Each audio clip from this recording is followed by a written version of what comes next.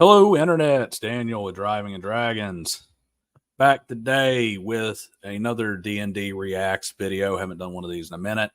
I know I'm going to get a few people that complain that I call this a reaction because I have actually seen this, and some people, oh, it's not a reaction, it's a response because you've already seen this video. But discovered a new channel that I want to take a chance to look at. It's a smaller channel, much like my own, a couple hundred people following it. It's Dragon Dreams, and he's got some things to say on evil characters. Forewarning here, I actually like his channel from what I've seen so far, and I am going to do a true reaction, but I am kind of going to shit on this one a little bit in some ways. I think there's some things that are missed, and I think he was a little half-baked on his research on some things, but overall, the content's still pretty solid. It's just there's a couple things we can add, and then I'm going to do, like I said, a true reaction to one of his other videos not long after. On the 280ZX, I will continue to be probably the most honest car restoration / car repair channel on YouTube, and not at all by design, but just kind of by default, since I am using the videos as the backdrop for my various different monologues and reactions. I'm not editing, fast forwarding, re-recording, Zoom, or anything like that on that. You get to see the true frustration of working on a car yourself. The wonderful, wonderful world of restoring an old vehicle where a fuel pump, for instance, that should take 15 minutes to swap out ends up taking, a couple hours because you're screwing around with bolts that shear off at the head the second you turn them, and just other little things that happen, which once we get to my master cylinder video, that'll be that'll be fun, because I had to order some parts to replace some stuff that I just got frustrated and cut out. In this case, it's that good old-fashioned oil pan gasket, and since I was too lazy to drop the transmission in order to remove the oil pan, or drop the front suspension in order to remove the oil pan, you get to watch me fumble around while I'm trying to get that oil pan gasket around the various different parts of the lubrication system while I'm moving that gasket around the oil pan while it's still in the car and hanging up there on the lift. So, moving forward, this is going to be Dragon Dreams and evil in TTRPGs.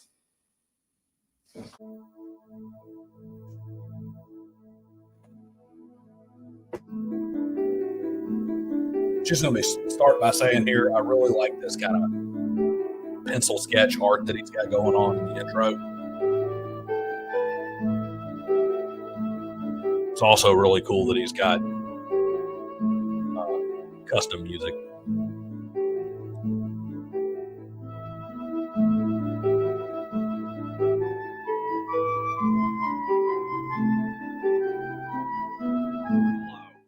And welcome back to Dragon Dreams.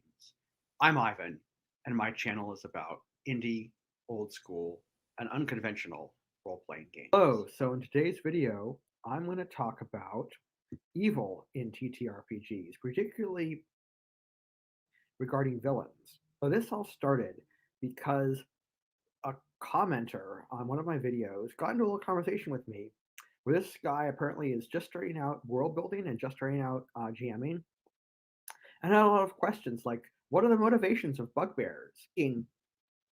How do I figure out the motivations of the villains?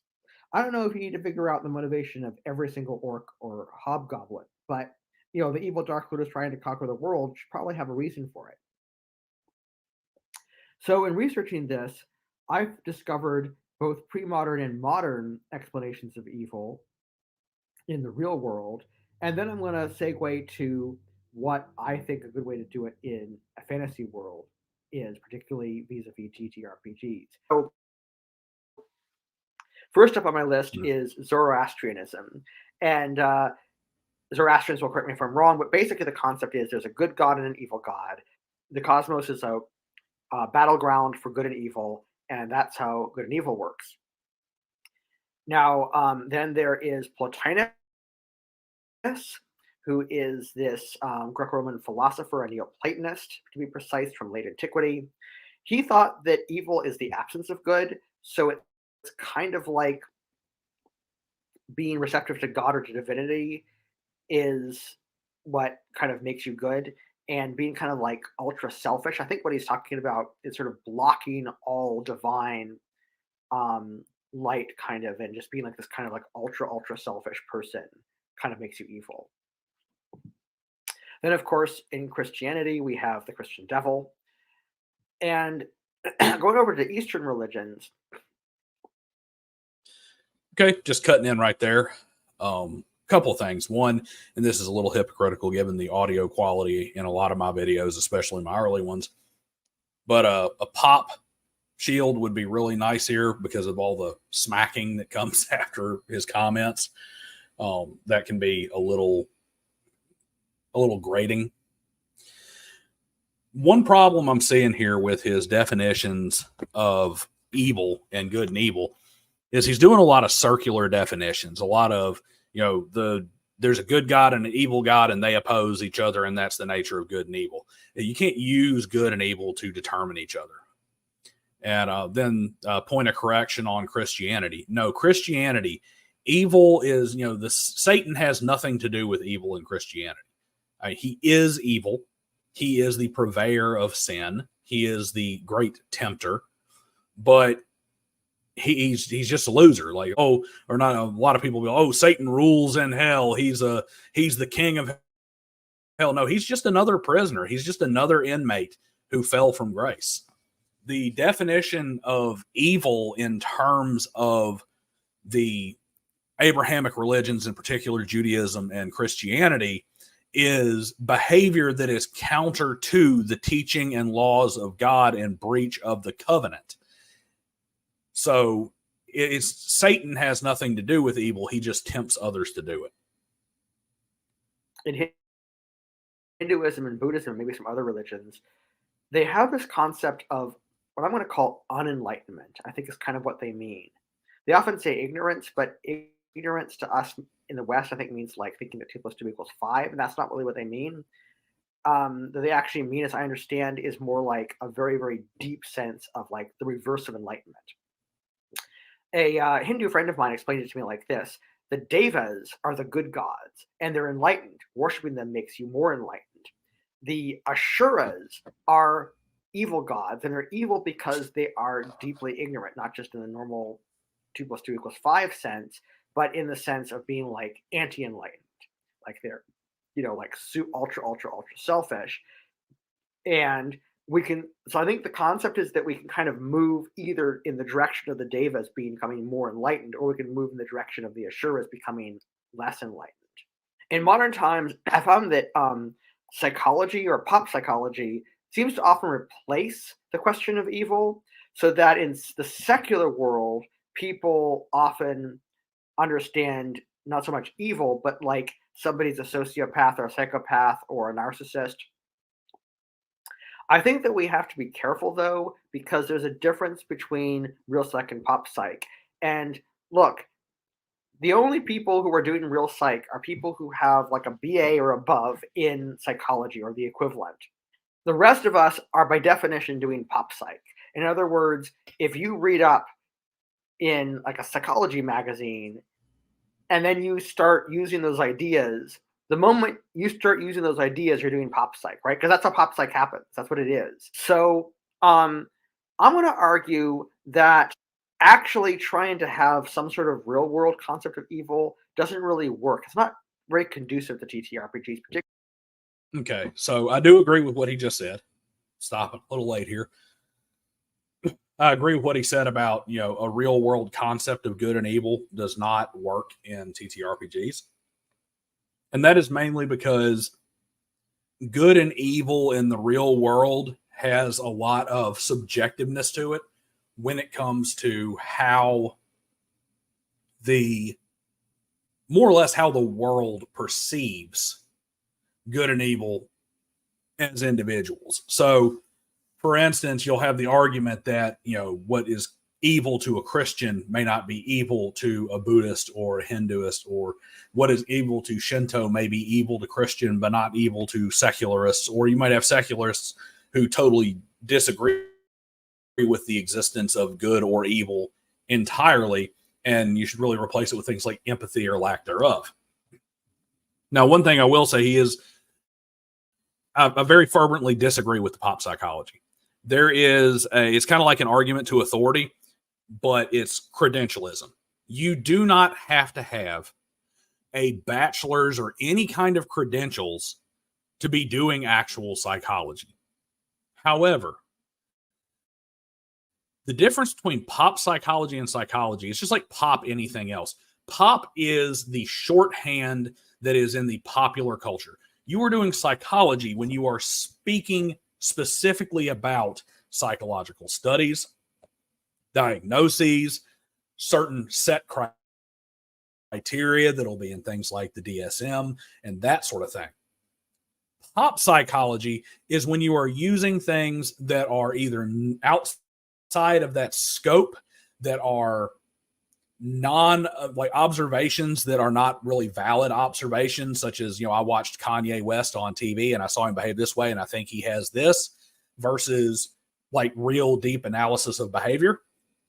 But more than anything else, pop psychology is the shorthand where you use psychology and psychological terminology to describe things that don't fit them, such as when somebody talks about my ex-boyfriend was a narcissist. He was a narcissist. He was this, that, and the other, and it was so narcissistic and such narcissism.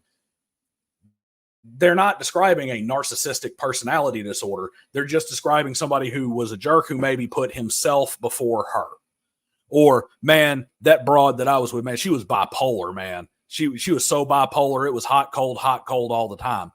This is not talking about an actual provable chemical imbalance in the brain where neurons fire differently and you go through manic and depressive phases. This is saying that you had a woman who perhaps did not have a solid control of her emotions and maybe overreacted to different criteria and different things that happened, such as she threw all your stuff on the floor because she didn't want it on the coffee table. And she had mentioned before that she wanted you to clean off the coffee table. And since you hadn't done it yet, she decides to fling your laptop on the floor. Not adult behavior, but not a diagnosis of bipolar. That's pop psychology.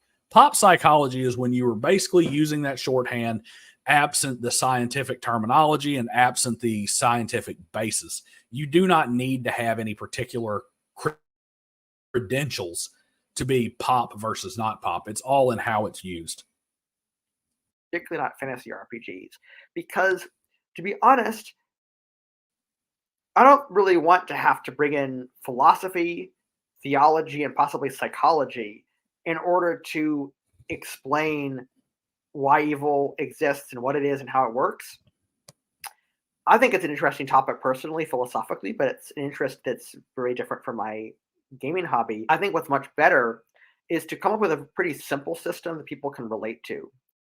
Okay. So, like I said, when I went into the psychology part, I very much agree with that. Not using the real world situation, not using the real world examples per se, or trying to fit it into a particular moral system, unless, and this is a big unless you are using the game to, say, teach history, using a TTRPG to explore certain philosophical topics, and that's what everybody's agreed to do. That's a little different. But in general, TTRPGs, absolutely right. And there's two reasons for it. One is the generic answer.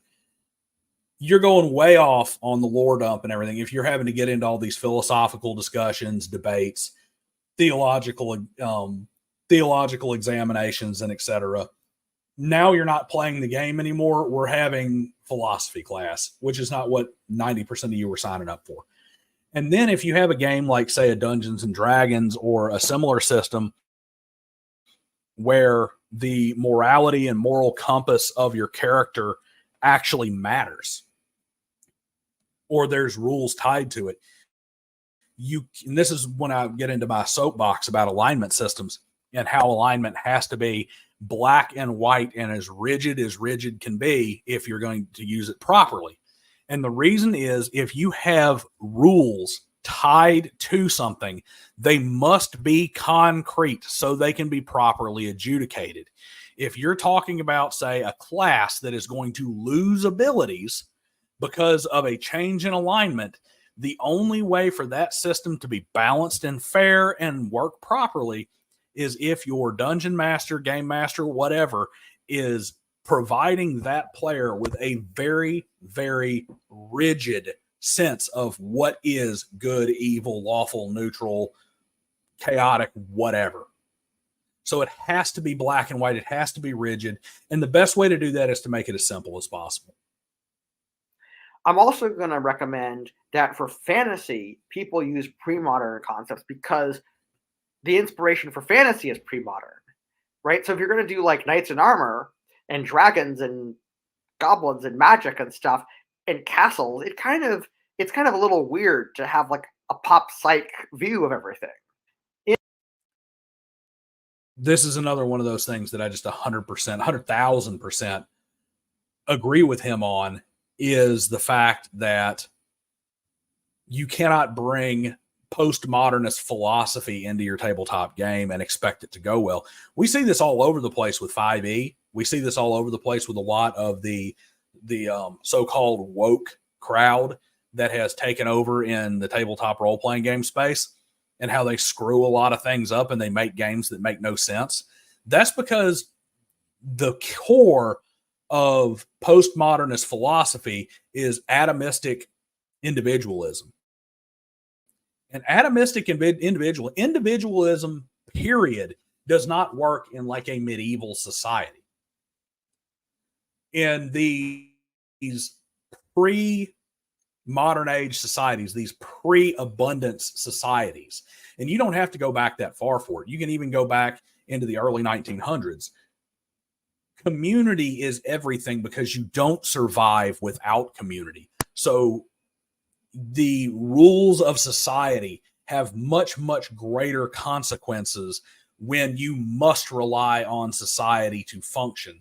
Whereas in the postmodernist world, everybody's supposed to be accepted for everything. We've adopted individual ideas of freedom and individual rights and this sort of thing, which have led to I don't have to conform to what society says I have to conform to. I can do whatever the hell I want to with no consequences. And there's actually a system that protects those consequences. It has good and bad, but it doesn't work in that system and in that kind of time frame, that kind of era that a fantasy role-playing game typically takes place.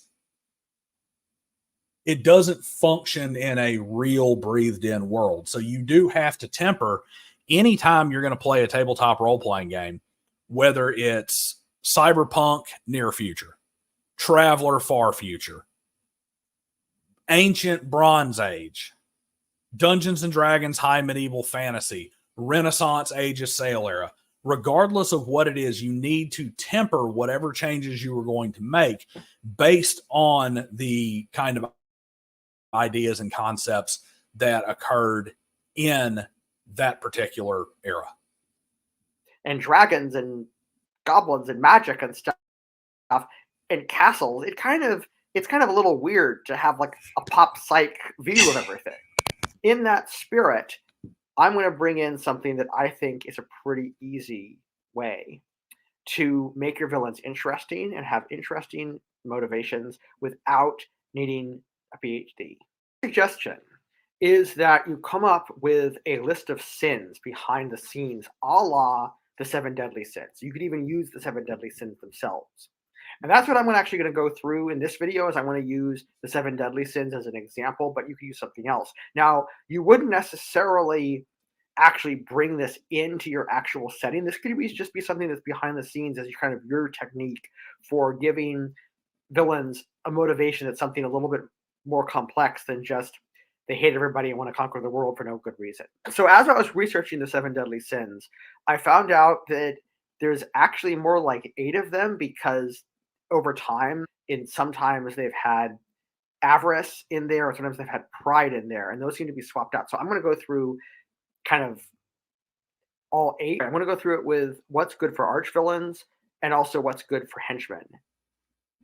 Okay, so let's touch on this. The 7 deadly sins, as they are called. They're also referred to as the 7 cardinal vices. And spoiler alert, first, he's wrong there. Pride is always one. Avarice is always one. Avarice is a particular form of greed and is what the actual sin is. But as time has progressed, the word avarice has become archaic and fallen out of favor, and greed has more or less replaced it. But people use greed not as the generic form of greed, but as a stand-in for avarice, which is a very specific kind of greed. And we will get into that here shortly. That said, there's a reason you can use the cardinal vices no matter what your system is. And I'm going to kind of put it to you this way. If you are, unless you are trying to deal with something completely alien and have a bunch of other fabricated sources to pull from, you're going to use them. You're going to at least use some of them. And there's a reason for that. The reason they're called the cardinal vices or the deadly sins, they're not deadly because they're worse than anything or they're somehow the big baddest sins. They're deadly because they're addictive. They're deadly because they are personality traits. They are habit forming, not only habit forming, but subconscious habit forming. They are core tendencies and parts of the way your mind works that are deeply ingrained and very much in the subliminal and are very difficult to change and very easy to fall into and very easy to become addictive. As they say, the cardinal vices. These are things that are very habit forming and become very, very subtle and get out of hand quickly. Not necessarily that they're worse. And if you look at all 7, each one represents an excessive, usually an excessive emotion or lack of control or lack of personal discipline that is more or less inherent in sentient beings, which, humans are the only ones we know of other than angels and God himself. Okay, so starting out with avarice. Avarice is kind of like your most generic, quintessential villain motivation. It basically means power hungry. So here's where the shitting on his video starts. And like I said, this channel appears to be great. I've watched a couple others that appear to be really good. There's a lot of good stuff in here. But this is just a failure in research right here. Avarice is greed. It is particularly greed for money. It has nothing to do with power. Avarice is a lust for material wealth. It is a covetous nature of material wealth and gain. And that's really all it is. So if you have an avaricious character, an avaricious villain is somebody who is looking to gain material goods. They don't necessarily care about power or status. That's more of a pride thing. A care for status is going to be pride. They care about resources, ownership of resources, access to resources, and material wealth. They don't care what their title is. You don't have to call them king or prince or god or peasant if they get to have the biggest, nicest castle, all the nicest food. Then they have piles of wealth. They don't care what your actual title is. That being said, avarice is actually an extraordinarily good motivation for another villain.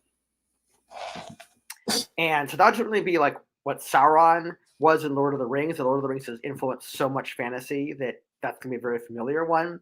The good thing about it for both archvillains and henchmen. Just a point of order here. Sauron is based almost entirely in pride.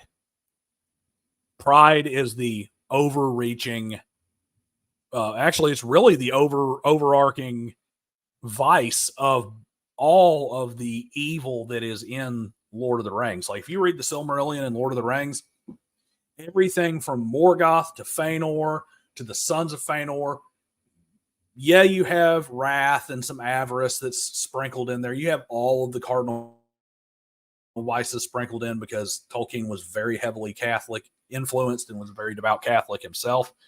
But the overarching thing was pride. Pride that he didn't want to wait, that he knew better, that he was better than the others is what drove Melkor to disrupt the music that created the world of Arda. Pride is what drove him to believe that he should be in control because he was better than others. Same with Sauron. It was pride. Pride that he was a superior craftsman, that he was better is what drove him to evil. Not avarice, and he certainly wasn't power. He wasn't power hungry, and he was, but not as like a cardinal vice. And avarice was never his thing. I mean, in Numenor, he was known as the great giver of gifts. Is that it's a very good motivator for them. The caveat there is that it might be overdone. So it might be kind of like, maybe it came in a little bit generic and kind of like, yeah, we've seen this all before. Pride is also a fairly common one. I don't think it's quite as quintessential and overdone as avarice, so it may benefit from a little tiny bit less of being overdone, but it's still kind of a really common one. But it's also a really good one, and I think the ones that are used most often are used because they're good. So pride is arrogance. It's thinking you're better than everybody. So with the archvillain, that would mean that they just think they're better than everybody. They just think they're superior. Now, as a henchman, it's a little more complicated because we're talking about a group mindset. Our group is better than everybody else. And that's got to be what the archvillain is preaching to the henchmen, is we're all so much better. If you do that with a henchman, you're going to get a kind of Nazi-esque kind of a thing. Now, that might be what you want, might not be what you want. And you might want to talk it over with your group, what sort of tone they want. Like some people want things to be a little lighter, but that's going to get kind of dark. Okay, so that's a little bit of a, I guess you could say a little bit of an misunderstanding of pride. Pride is where you're going to get that driving need for station and status. More than anything else, it's not just arrogance, all right? It's not just thinking you're better or knowing you're better than others. That is not what pride is. Pride is more expressed as two things. One is an inability to take criticism or advice or anything from others because of your own view of yourself. But where it usually manifests in a villain or a bad person, or where it manifests as evil, is pride comes as a desire for admiration, recognition, and station. It's not so much that the person who is super prideful must be recognized for what they are. This is where it goes back to what I was saying about Sauron and Morgoth. They had to be recognized as superior to everyone else. They had to be recognized. It wasn't enough for them to simply be the most powerful, which Morgoth was. It's very clearly stated. He was superior to the other Valar. He was better at just about everything. And his pride wouldn't allow him to be satisfied with being first among equals. He had to have the recognition of a higher station, to the point where he would challenge Elu Iluvatar on that front. I'm the best of the next rung down. I can challenge for the next rung up, not understanding that the next rung up is as far beyond him as the lowest grain of dirt is below himself. Pride is that inability to see your own failures, inability to see your own weakness, and that obsession with recognition and station. And yes, it's a very good villain motive. And it's also the kind of thing that very easily fits into a tabletop role-playing game villain, because to be honest, most of the cardinal vices do fit very well. But when you get into the more personal vices like sloth and gluttony, they're more of a personal evil, less of an evil that leads you to go out and harm others, which makes them a less attractive trait to use, especially in a key protagonist. That brings us to greed. I think greed is a really great one. In fact, what I did in my campaign 2 years ago is I sent the PCs on a treasure hunt, and they were hired by this duke. But what they didn't know is that the duke wanted to get all this money so he could raise an army of mercenaries and conquer the neighboring kingdoms, which they were in, which I think was really neat because what it means is that even the most greedy characters are going to want to, like, stop the bad guy, which is really kind of what you want, because I think you want something that's going to kind of cut across a variety of different PC motivations, and it's sort of just enough different from Avarice and Pride. I think it's like maybe kind of third on the list of most done, but it's not always the one that's done, and it might be a little bit refreshing if the last 10 campaigns have had Avarice as the main motivation for the archvillain. For a henchman, I think it's also a really, really ideal one, because the archvillain could have promised the henchman great wealth. It also makes things interesting for possibilities for what the PCs could do without making it too easy. So the PCs could undermine the henchman's loyalty to the archvillain by making them realize that the archvillain isn't really going to deliver, and also maybe offering to join forces with the henchmen to overthrow the archvillains.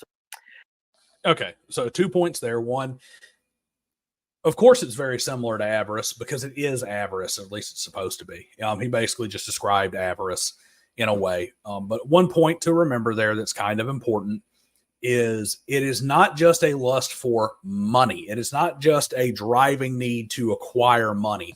It's material wealth. And material wealth can be any number of different things. It can be land, it can be resources. It doesn't just have to be money. But it is a driving need to acquire resources and to have and possess resources. I am going to make 1 point on greed here that this is kind of a spiritual point, but we hear about covetousness and, thou shalt not covet thy neighbor's wife. Thou shalt not covet thy neighbor's goods. Okay. Those are facets of lust and avarice in a way. They're facets of it, but they are not the same thing. Just a quick thing so that you can think about it if you are putting together a villain. The difference between covetousness and greed is that covetousness, and we're actually going to get into this because he's going into envy, and envy is covetousness versus greed. Greed is the overwhelming desire to acquire. It doesn't matter where it is. So whether it's avarice or pride, which one is for material, one is for status and recognition, you don't care where you get it from. It's to acquire it. It doesn't matter if it was mine, yours, his. You just want as much as possible. Where envy comes in, which he's about to get into, and where covetousness is, and what the difference between covetousness is.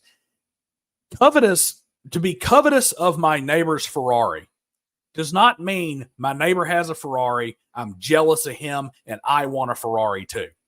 It means I want his Ferrari. When I covet my neighbor's wife, it does not mean that I want a wife just like her or a woman just like her. It means I want her. I want that woman. So that is the fundamental difference between envy and avarice. Is one is the driving need to acquire material wealth in the case of avarice, or status in the case of pride. Envy is the driving need to acquire what belongs to someone else. Next on my list is envy.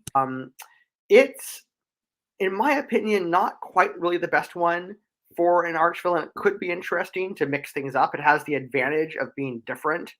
but it also has the disadvantage of having some problems, which I want to go into.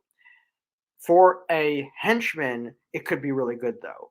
So let me explain why I don't think it's quite so good for an arch villain, although you might want to use it. Which is you're usually envious against a particular individual, maybe a group. If it's a group, you're going to talk about more like Nazi-esque kind of stuff. If it's a person, the main problem with that is that if that envy goes away, then there's no motivation for the villain. So let's go through a few scenarios because you need to be thinking about what your players might do. And that includes thinking about completely off the wall things. Because believe me, if you don't think players do completely off the wall things you didn't expect, you haven't been GMing long enough. Just cutting in there before he gets to his examples. It's funny that he doesn't mention it being overdone because envy is a facet of many, many, many great villains and many villains throughout history. Now, here's the thing. Envy alone usually doesn't work. The reason I say that is because you can have a villain who is envious of the fertile kingdom of the elves. They want the elves' beautiful crystal forest. And they are envious of that. And when they take it, they want to have it. So there's the envy. There's the covetousness to take that away from the elves, to have what they have. Not my own good kingdom over here that's just as great, but their kingdom.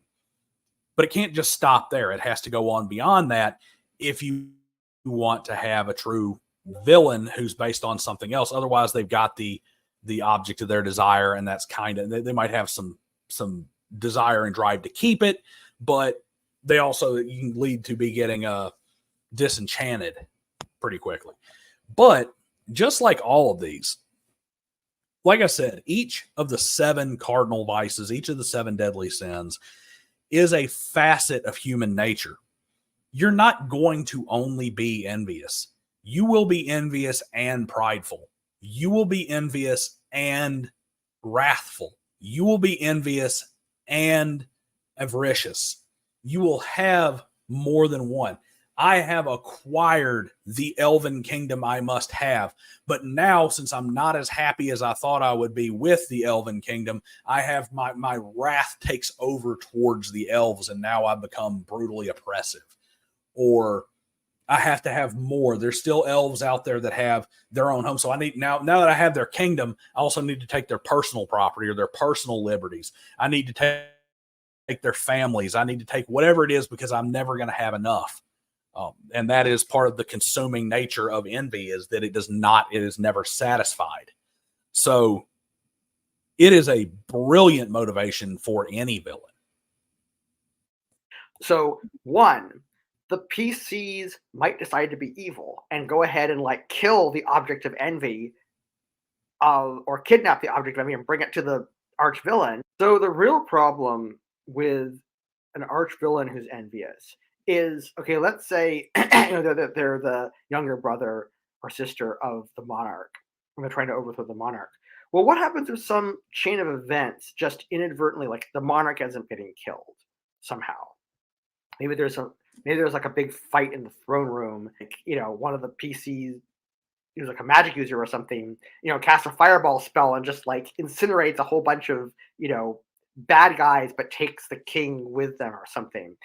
These things happen. It's like role-playing games are chaotic. They're not predictable. So you have to plan for these kind of things.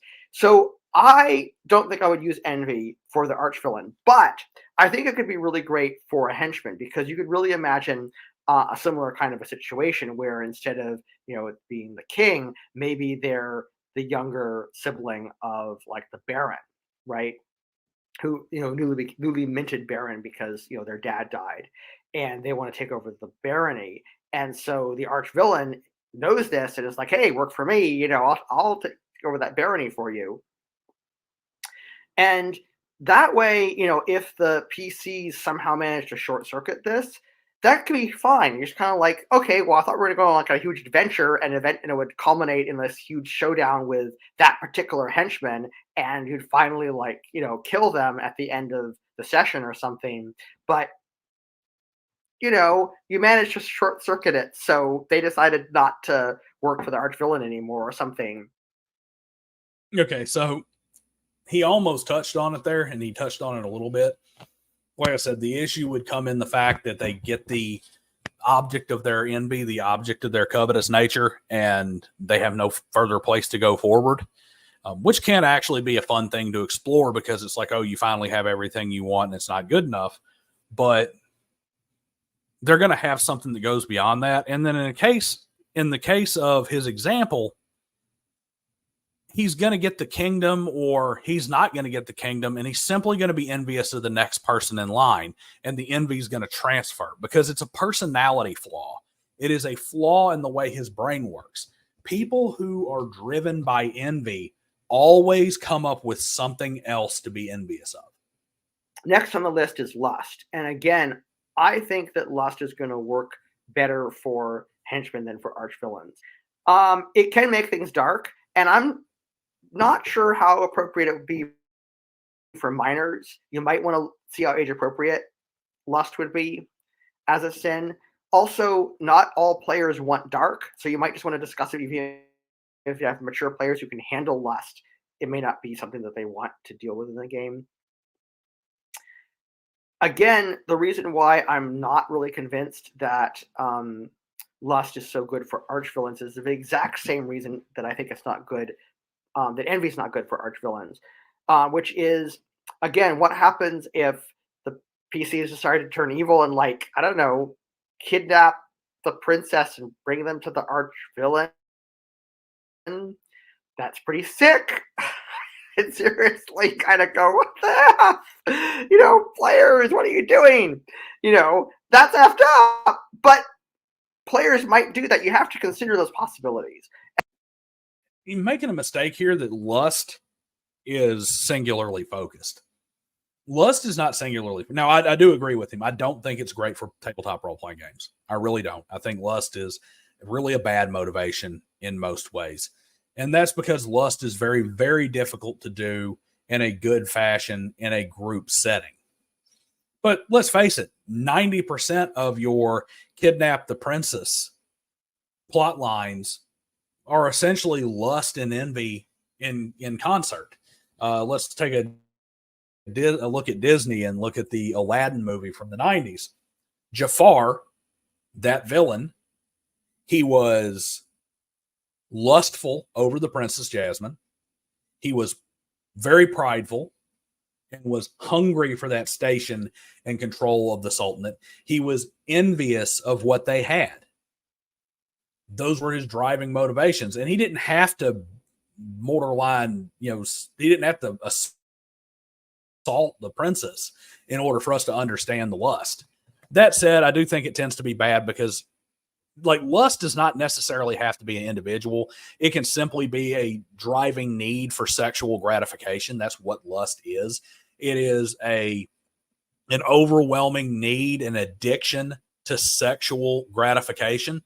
And it's such a personalized thing. Like, somebody being lustful generally is not harmful to others unless they turn into somebody who is assaulting, numerous people, or who is doing sexual enslavement. In order for lust to become a driving villain motivation for your players, they pretty much have to do something on a big, broad scale, like sexual slavery or something of that nature.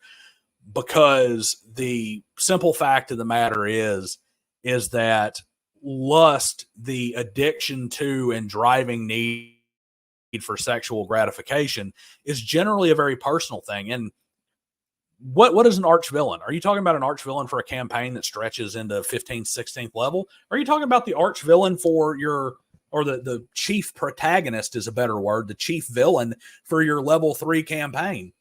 Lust may be perfectly fine for your level 3 campaign where it has to do with the millwright's daughter who's been kidnapped by the local baron or something of that nature. And you're on that lower level where that personal conflict is still big enough for the PCs to be involved. But it really isn't big enough for the PCs to be involved when you start talking about the world-reaching power that, 10th, 12th, 11th, level characters tend to have. But then again, a bigger more likely scenario is that something happens to, I don't know, Princess Priscilla or whatever, and she's out of the picture, and then what's the villain going to do?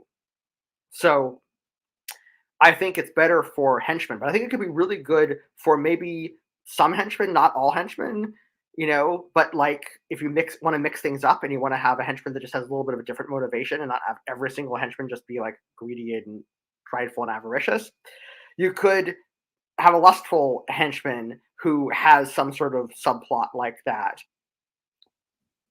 And then that way, if they short circuit, it's not a big deal. It doesn't ruin the whole campaign. It just means they came up with a different way of dealing with that particular henchman, which is again great. Then we have Wrath. Okay, and Wrath is like being really angry and hateful, violent, sadistic, maybe even. You might think that this would be good for an arch villain, but I'm actually not going to recommend it. And here's why. For an arch villain, it's too vague and generic. It's like, I don't really find it believable that an arch villain is just going to like rampage across the world, like killing and torturing people, and just because they're like, wah ha ha, I'm going to cause pain and suffering throughout the world. Now, for a henchman, I think it's actually kind of perfect because it's almost like the fallback, the default. Like, you want to know what the motivation of the hobgoblin is or the bugbear? That's probably Wrath right there. They're just these angry, horrible, nasty, sadistic creatures who serve the archvillain because the archvillain lets them do all their horrible, evil, sadistic things that they want to do because they just hate everything. Okay. All right, so this is probably the one I disagree with him on the absolute most is Wrath. And it's because, once again, it comes to a fundamental misunderstanding of the cardinal sin of wrath and the cardinal vice of wrath. So I'm going to look at it from two perspectives. One, I'm just going to destroy the world and crush everything. Absolutely. Your villain does not have to be a thoughtful and plotting rational actor. You can simply have an enraged being, like a demon who is formed, or like some sort of a dark elemental that is formed purely from the anguish and rage of a mistreated people, and is purely a force of anger and destruction across the world. You can even have it to where it gets more and more powerful and it feeds off of anger and violence and stress, and the players have to find a way to pacify it in order to eliminate it. They can't just kill it. They have to find a way around it. They have to find a way to extinguish its wrath. But let's talk about Wrath, the sin. As I said, almost all of these, all the cardinal sins have to do with personality flaws and deep ways that your brain works on a subliminal and just a very base level. Wrath is not simply anger, and it's not even simply the inability to control anger, or anger so great that you no longer act rationally in its face. It is also, just like all the others, it has to do with desire and drive, and it is a desire and drive for vengeance or retribution. It is the obsession with retribution.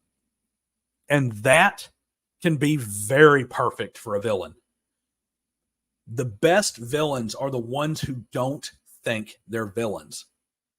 I'm going to touch on even that previous Wrath example. I'm going to tweak it a little bit and say this. You have a villain. He is destroying a kingdom. He is tearing across it. He is burning villages to the ground. He is the epitome, the elemental force of anger and retribution for some perceived wrong that happened in the past. We see this happen, the mistaken villain happen all the time in great stories. So angry at the hero that they're tracking down their family and destroying their descendant of somebody who has a perceived wrong against his ancestor. So he's trying to fulfill his ancestor's desire to destroy everything that has to do with that family. Now he's after the party members, or now he's after the party member's employer, or now he has this hatred for this kingdom that the party lives in, and he's going to wipe it from the map and he's going to destroy everything. That is what it is. It is that driving need for retribution. And this is like, you want to talk about the classic villain that this ties to? Take your fallen paladin. Take your fallen paladin. Your great paragon of virtue and a great treachery wipes out the good king. And the last remaining person was the good priest king's protector, his paladin, and he is now consumed by rage and a need to get vengeance for the good kingdom. He is no longer a paladin because he has fallen from his good into evil through his wrath. Okay, then we have gluttony. So gluttony is like, I want to eat lots of candy and pastries and meat pies and meat and stuff like that. Gluttony is simply eating for pleasure to an excessive amount. It doesn't matter what you're eating. It is usually either fatty, salty, or sweet, because those are the three things that provide the most pleasure from food in general. But it can be sour, it can be bitter, it can be whatever you want. Gluttony is simply a lack of control and an addiction to the pleasure of food and overeating to an excessive extent. And so you can sort of imagine like this big fat slob, just like gorging himself or herself on, like the best meats and pastries and chocolates. Now, I think this is not normally going to make a very good motivation for any serious villain, whether they're arch villains or whether they're henchmen. I think it's going to end up being comedic. I mean, I can't really imagine an evil dark going to take over the world for candy. And then finally we have gluttony. He's right. Gluttony, just like lust, gluttony is going to be very difficult to turn into a good villain motivator. And the reason is because gluttony is such a personal thing. Overeating hurts you. That's about it. Being obsessed with the pleasure of food and whatnot hurts you. It doesn't hurt the kingdom. You can't really build a quest around this guy won't stop eating and he's going to have a heart attack or a stroke. Not a pleasing one anyway. But I will say this, what you can do, this is where when you start talking about especially high fantasy role-playing games and ones that have high degrees of magic, this is where like demons dedicated to gluttony and whatnot can come in. And the gluttony itself it's not necessarily gluttony as the driving factor of the demon, though it is definitely a vice that is associated with and enjoys, but maybe it is spreading gluttony throughout the kingdom through its wicked ways and its wicked machinations, and uncovering that can be your party's motivation in a adventure or campaign. But yes, gluttony, being as personal as it is a particularly difficult one to use well. Sloth. Now, sloth means laziness. And I can't really think of a whole lot of good reasons why sloth would be good as a sin. Particularly not for the archvillain. I mean, why would an archvillain be lazy? It doesn't make any sense, right? Like, he takes work to conquer the world. So they're not going to be lazy. Now, an a henchman, maybe. It's going to be a hard sell, though. Like, I wouldn't do it normally. But again, if you wanted to do a comedic, kind of comic relief kind of a thing where you just want to mix it up and kind of like lighten things up and not make it so dark, I could kind of see, like a lazy henchman. Or if you wanted to have a henchman who's running a slave ring because they don't want to work for themselves. Also kind of like backing up, rewinding and going to gluttony again, it occurs to me there's another way you could use gluttony. If you want gluttony to work and not sound silly, I think here's how you do it. What you want to do is you want to have vampires, ghouls, like they hate corpses, right? Or cannibals.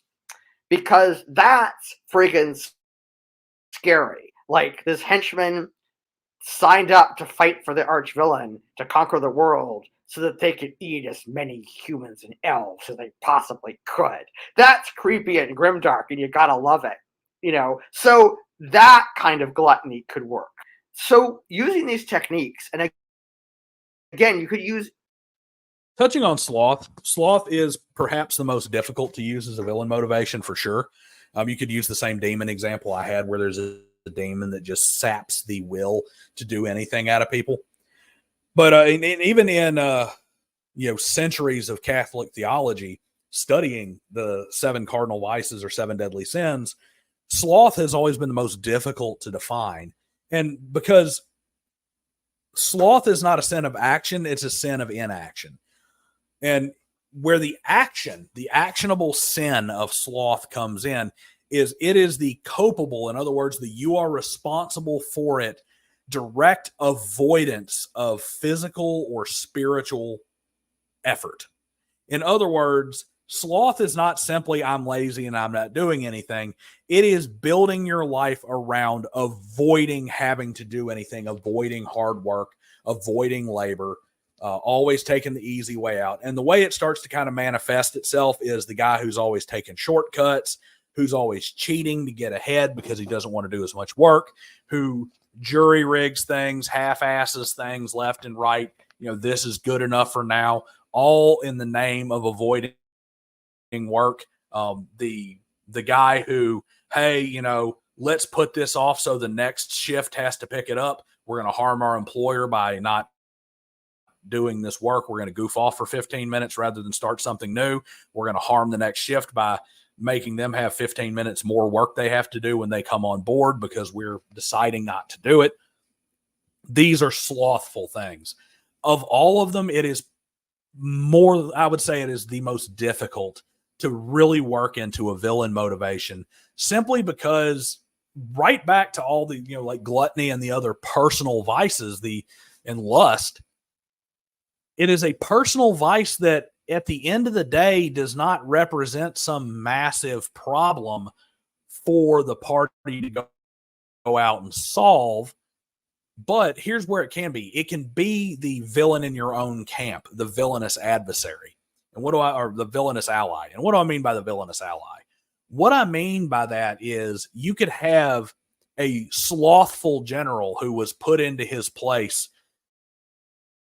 purely because of his birthright, and there's a war coming, there's an orc invasion, and now the party has to deal with this slothful individual who is always avoiding work and avoiding effort, even though he's not an enemy. You're not going to just go kill him and replace him. Can't do that. But you have to work around him. What's worse, you have to work around him, and he has the authority to screw up what you're doing. And that is a way sloth could be used for an antagonist, if not a villain, but definitely difficult for a villain. A different set of sins if you wanted.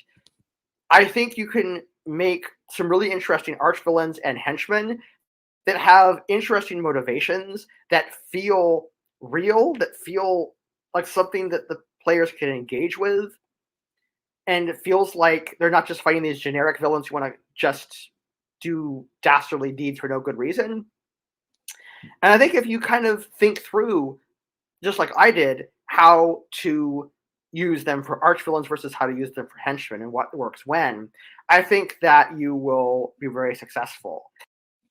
One thing to keep in, I guess you could say just a point of order here. Keep saying villain, archvillain, henchman. Remember that with limited exception, nearly all henchmen are archvillains in their mind. The only reason they're not the archvillain is because the guy ahead of them is more powerful. Be that because he's enslaved them, be that because he has dominated them through will, or be that simply because they only serve him because they know that an ass whooping is coming if they don't. At the end of the day, those villains, even though they serve the darker lord or the darker villain, they still want to be him. So the motivations are not that different. Just the ability to act on those motivations tend to be different. And I would challenge you to come up with different sins. Well, coming up with different sins is easy because you can say, oh, he's motivated by murder. Now, here's where it comes down to. Coming up with evil motivations that do not in a way tie themselves back to one of the 7, that's difficult. That's difficult because virtually everything that you do in an evil way is tied back to one of the 7 on some fundamental level, because these are fundamental subliminal motivations. And, I'm a vicious liar. Why am I a vicious liar? Because I want more money. I'm cheating people on deals because of avarice. I want that money at all costs. So I lie and cheat. I killed this person. Why did I kill them? I killed them out of anger because they offended me. That's wrath. I killed them because they came between me and that woman over there, and it's lust. I killed them because I wanted to, I got off on that sexually. That's lust. I killed them because of they had something I wanted. They prevented me from getting, the keys to the kingdom, and it's envy. So it is very difficult to actually come up with something that doesn't in some way find its way back to one of the seven, which again is why they are the deadly sins, because the deadly sins are not worse. They just happen to be the root motivation behind virtually all other sin. So good luck making, the most evil possible villains you possibly can. And tell me what you think of in the comments. And until next time, happy gaming. Okay. So, like I said, I like this channel. I like his videos. I think he has a lot of good stuff to say. Even in that one, he just, the research wasn't quite there on some of it. This one did kind of spill a little bit over into a little bit more high-minded theology and moralism. And that's just because that's where I come from. But if you take a look at this, this is actually a pretty solid basis for being a GM. Just take a good hard look at it, and hopefully I'm going to have a couple more come from him. And you tell me what you think below. This is going to be a very long video. It's going to be a very long video just because I may even have to break it into two just because of how deep he gets into things. But let me know what you think in the comment section below. Like, share, and subscribe, and I will see you guys next time.